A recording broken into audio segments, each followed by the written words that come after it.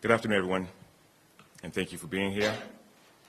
Before we begin, I would like to take a moment to acknowledge and extend my sincerest condolences to the Gilbert family, who have endured so much over these last 12 years. Shannon was a loving daughter, sister, and a young woman who should have had her whole life ahead of her. Regardless of the circumstances surrounding her death, her unfortunate passing is tragic.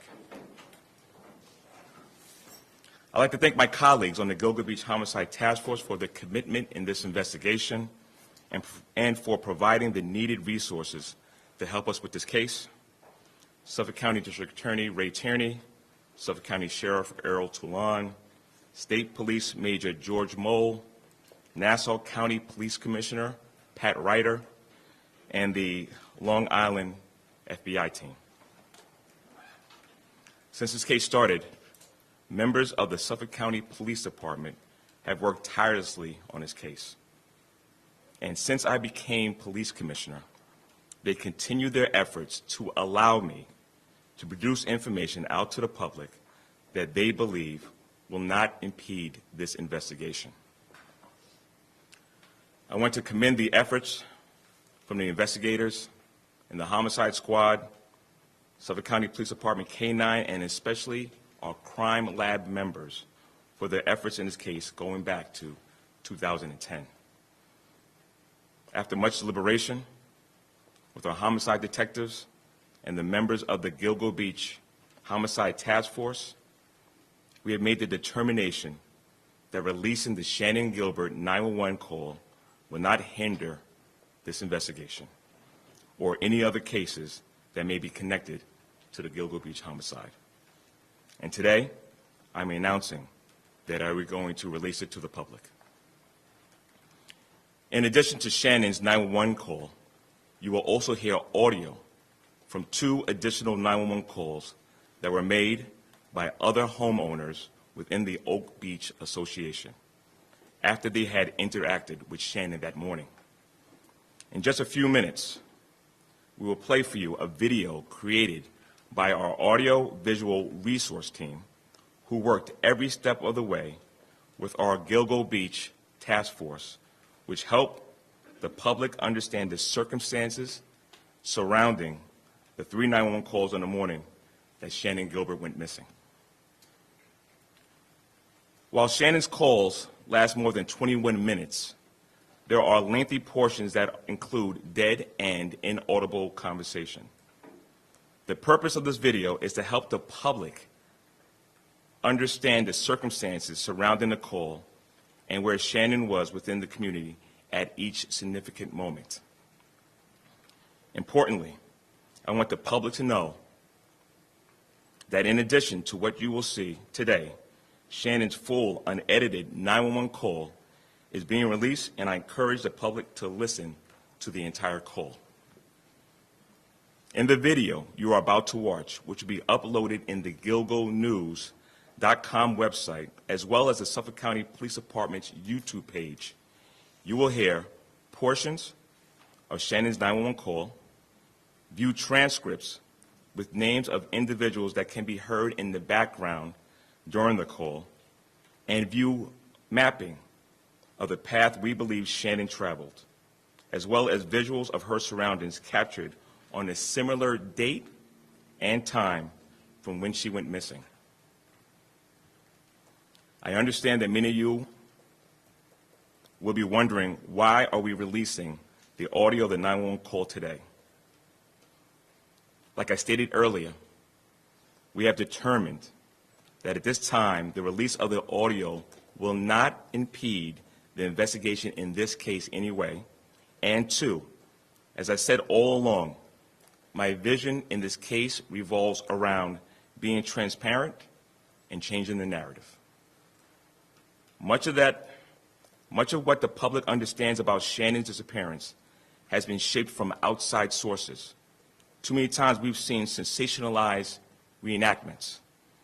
I believe that we need to get out as much information as possible to help the public better understand the circumstances surrounding her disappearance.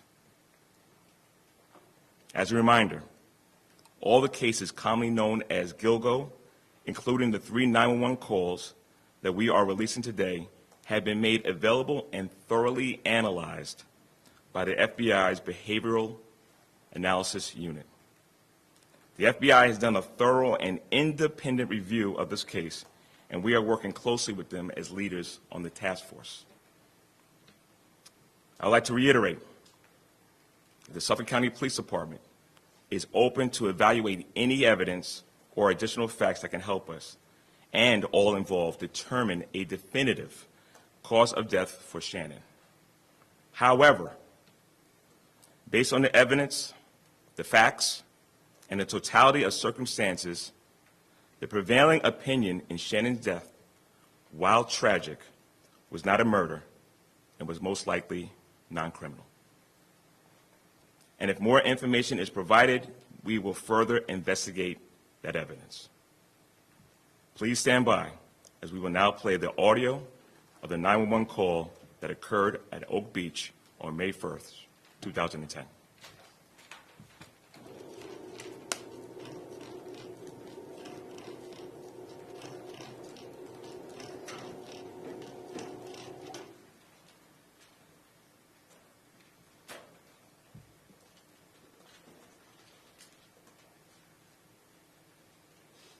I'm Detective Lieutenant Kevin Byra, the commanding officer of the Suffolk County Police Homicide Section. This video was made to explain the circumstances surrounding the 3 911 calls made on the day Shannan Gilbert went missing. The full, unedited 911 calls are available, and I encourage people to listen to them in their entirety. Portions of the call taken out of context will sound sensational. During the early morning hours of May 1st, 2010, Shannan Gilbert, a Craigslist sex worker and resident of Jersey City, New Jersey, traveled from Manhattan to meet a client, Joseph Brewer, at his home at 8th and Fairway, Oak Beach, New York. Shannon was driven to Oak Beach from Manhattan by her driver, Michael Pack. Neither one was familiar with the area, neither one had been there before, and neither one had met Brewer before. Pack waited in the car while Shannon was inside with Brewer. Pack was her de facto security. At 4:51 a.m., while at Brewer's house, Shannon called 911. This call lasted more than 21 minutes. At times, Shannon is speaking calmly, but slurring her words. At times, she is not responsive, and at times, she is screaming. During this call, Brewer and Pack are heard trying to get Shannon to leave the house. Shannon eventually does leave the house and runs to Gus Calay's house, located at 17 and Fairway, which causes him to call 911 at 5:22 a.m.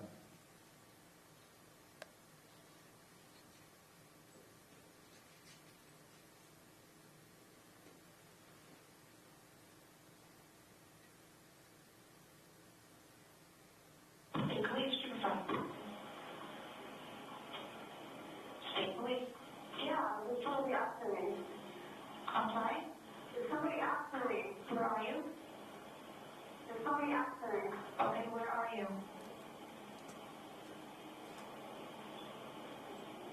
There's somebody after me. Where are you, ma'am? I don't know.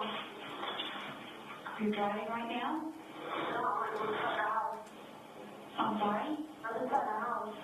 What house? I don't know. Can you check where I am? I'm sorry? Can you check where I am? No, I can't. What's your callback number you're calling from? Huh? What phone number are you calling from? Somebody's after me. Please. Are you in Suffolk County or Nassau County? I'm in Long Island. Where on Long Island are you? No. No.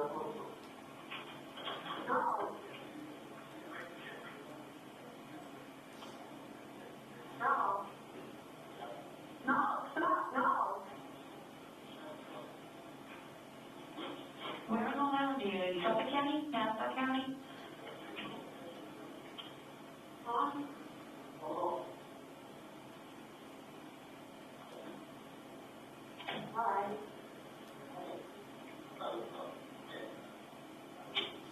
Why you call me during a meeting?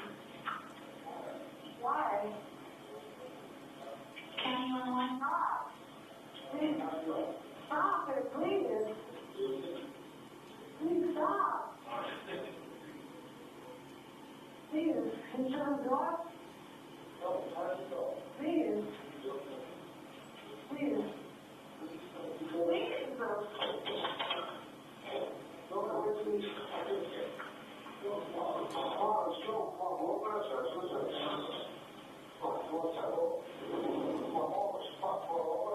Please. No, please.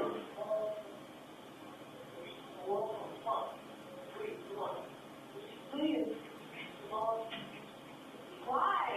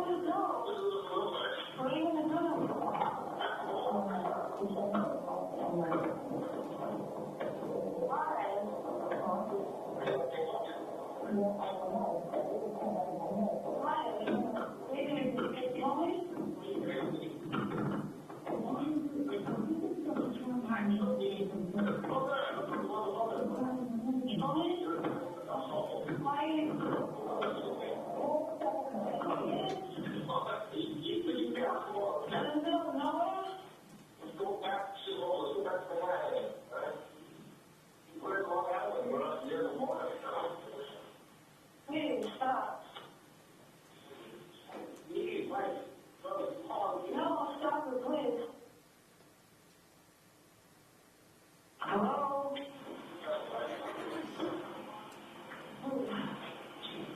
Hello? Please. What's the problem? What's the matter? What happened? Hello? Please, get me out of here, please.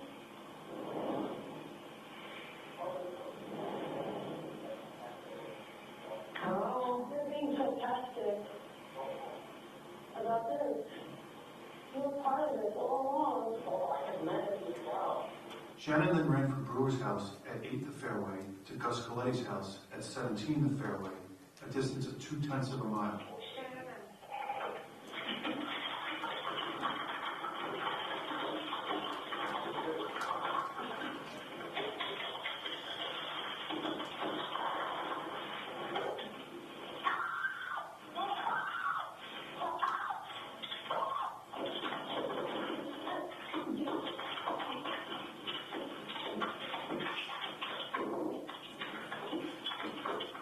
Shannon interacts with Coletti. He invites her inside his home. Shannon.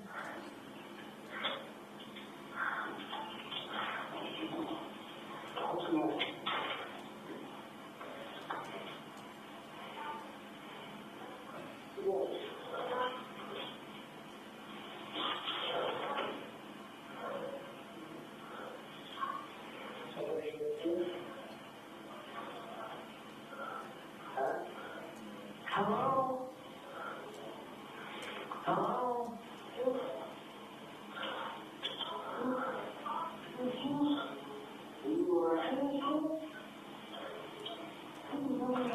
Don't keep sorry. What are you doing?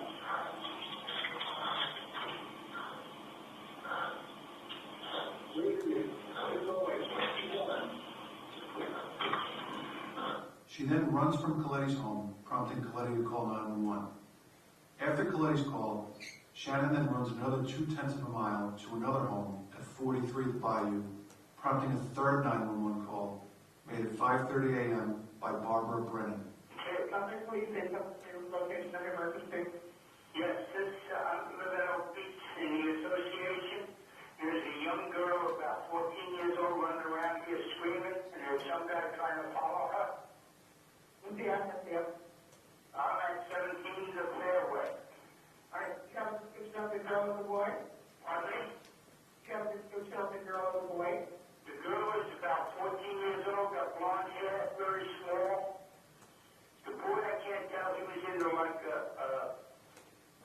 Suburban, Color. black. Did you happen to get a plate number or anything? No, I didn't. house on the vehicle? Fourth, Are they still on the server? they just went past the gatehouse where the entrance is. What's the name of the complex? It's Oak Beach Association, Okay. hired by Robert Moses. All right, we got somebody from there. I'll be watching. Okay.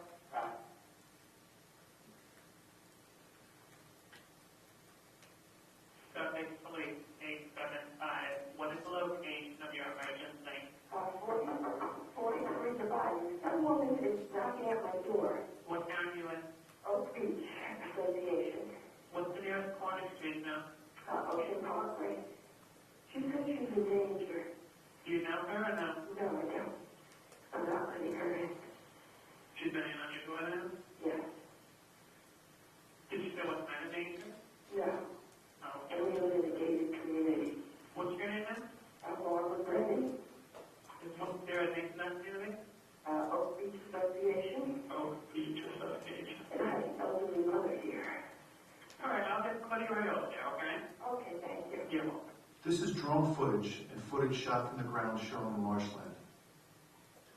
It was taken at the same time of year and time of day as when Shannon went missing.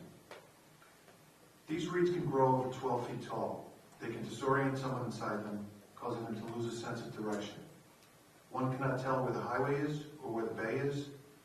The reeds and brush can become impenetrable in places. There's a trench running east and west through the marshland. This was created to allow mosquito control. It is believed that Shannon followed this trench. Personal belongings of hers were found just north of the trench. Shannon's remains were found north of the trench, about 158 feet south of Ocean Parkway, approximately 3/4 of a mile from where she was last seen. There has been information received during the course of this investigation that other people might be involved in this incident. They have all been investigated, and there is no reason to believe at this time that anyone else is involved in this tragic series of events. The police responded to Coletti and Brennan's 911 calls. Pack, Brewer, and Shannon were all gone. Gus Coletti provided a description of Pack's car, which was also gone. This created the possibility that Shannon had been driven out of the area, which caused a delay in the initial search for her. The police department has thoroughly investigated this case for more than a decade. The official cause of Shannon's death is undetermined. This official classification means there is insufficient or no evidence to determine or even to exclude an actual cause of death. The Gilbert family has hired a private pathologist to conduct an autopsy. His determination is there is insufficient information to determine the definite cause of death, but the autopsy findings are consistent with homicidal strangulation. That pathologist's report will be made available. This case, including the 911 call, and all of the other cases commonly referred to as Gilgo, in their entirety, are made available to the Behavioral Analysis Unit, or BAU, of the FBI. As part of BAU's review of the case, they retained the services of a psychiatrist to review Shannon's words and actions on the 911 tape, and also to review the facts of the case. BAU's opinion, based on the review of Shannon's case, the scene, the 911 calls, and a psychiatrist's review, is that Shannan Gilbert's death is not consistent with Shannon being the victim of violence or of a violent offender.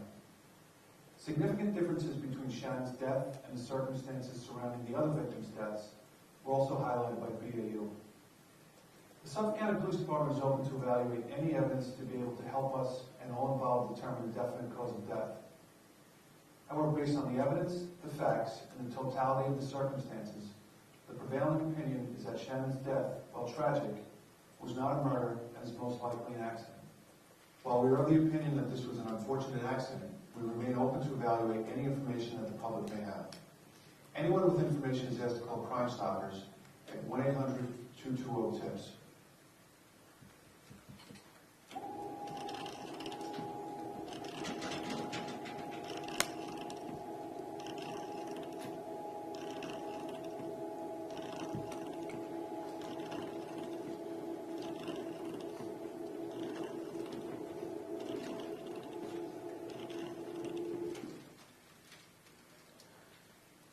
I'm going to have Detective Lieutenant Kevin Byer come up and say a few points that kind of explain certain things that we just shared in this audio just now. Kev? Thank Just to clarify some issues, at some point during the meeting with Brewer, Shannon reportedly began acting irrational. This prompted Brewer to contact Michael Pack, who was outside in his driveway, and have him try and get Shannon to leave the house. It was at this time that Shannon called 911. Also, I'd like to point out that during the investigation, it was learned from people closest to Shannon, her family, her boyfriend, and Michael Pack, that unfortunately Shannon suffered from a mental illness and she had issues with substance abuse. This reported illness and substance abuse at times manifested itself in episodes of confusion, getting lost, violent outbursts, and irrational behavior. This has been reported in the press as early as 12/15/2010. Thank you. Thanks, Kev. We're going to open up the floor for any questions, but please, everybody understand this is still an investigation, and if anybody does have any information that can help us investigate further, we will definitely be open and receptive to that. I'm confused about the autopsy. The autopsy said that she had injuries consistent with strangulation. That's from the private autopsy. The official autopsy determined the death was undetermined. The autopsy that was conducted by the family will be provided. You can read it. You can evaluate it. You can have experts evaluate it. Our medical examiner has examined it. They're in disagreement with that, and the cause of death is undetermined. The official cause of death is undetermined. In terms of undetermined, was there water in the lungs? I mean, was it a drowning? It's undetermined, which means no causes can be included or excluded. That's the official definition of an undetermined death. Can you explain why you disagreed with the private autopsy? Our medical examiners did an autopsy based on the condition of the body and what they could determine, the facts that we presented to them. They came up with a decision that was undetermined. There was a private pathologist. He conducted an autopsy. He made it. I'll just say that it's going to be provided. It has been provided. It has been put out there. I'd like people to read it, the entire independent autopsy, and make their own evaluation of it. You can have other experts look at it. Other pathologists can look at that autopsy and make their own decisions and evaluations based on their opinions of that autopsy. So are you saying that her death is not related to the other bodies found here in the marsh? Are these unrelated? Is this essentially a dumping ground in Suffolk County, or is she being removed and placed as an accident, or are the other ones still bunched together in the prospect that there may be a killer out there? So I'd like to point out, and we mentioned it in the video, that there are significant differences between this case and the other cases. In this case, she's found on the south side of the parkway. In all the other cases, they're found on the north side of the parkway. In this case, our victim called 911, which in fact resulted in police responding. None of the other cases resulted in 911 calls. In this case, she had a driver. That was essentially security. None of the other victims, as far as we know, had any sort of security. She's found with her identification with her. She's found with money with her, with cash with her. There's no effort to conceal her body. She's found in the vicinity of where she was last seen. And again, the police did in fact respond to Gus Coletti and Barbara Brennan's 911 calls. Lieutenant, did you get any tips from the press after you released the recent hotel video? Yes, we get tips. I'd say we get tips on a daily basis. So we have gotten tips after that video, yes. And is it possible that Shannon died of an overdose? I know you said accident, just trying to figure out. I think our opinion is that this was an accident. We don't want to, we want to keep our opinion of this being an accident broad and not narrow it down. That is a possibility. I'm not saying that it was, but it's undetermined. Our opinion is that it's an accident. Can you talk about how interviews with Brewer and Pack contributed to the concluder Well, I think it's important to remember that Brewer and Pack were interviewed before she was found. If they had things to hide, they wouldn't necessarily be as cooperative as they were. Brewer completely cooperated. Brewer's house was searched with cadaver dogs on a number of occasions. Does that answer your question? And Pack? Pack was interviewed very early in this case. He was interviewed a number of times. Yeah, are you asking how did their interviews lead to it being undetermined? Yes. Well, their interviews in and of itself, I think part of the reason that it's undetermined is that she was exposed to the elements for so long, between the time of her going missing and the time of her discovery, which possibly could have led to an incomplete autopsy and led to the determination. Lieutenant, did you mention in your video Dr. Hacking, this gentleman whose name came up immediately after she went missing and then later as a possible suspect? Can you address his involvement at all in this? As far as we know, his involvement began after she went missing when he contacted Shannan Gilbert's mother. Shannon clearly states that he's trying to kill me. I mean, how much weight do you give that, or is that ruled out wholesale? Listen, I'm going to simplify everything right now. It's a horrible accident. It's tragic. But we're still open to information that could help us come to a stronger conclusion. But right now, we believe it's a tragic accident. Ladies and gentlemen, thank you so much. This concludes our press conference. Thank you. Just say there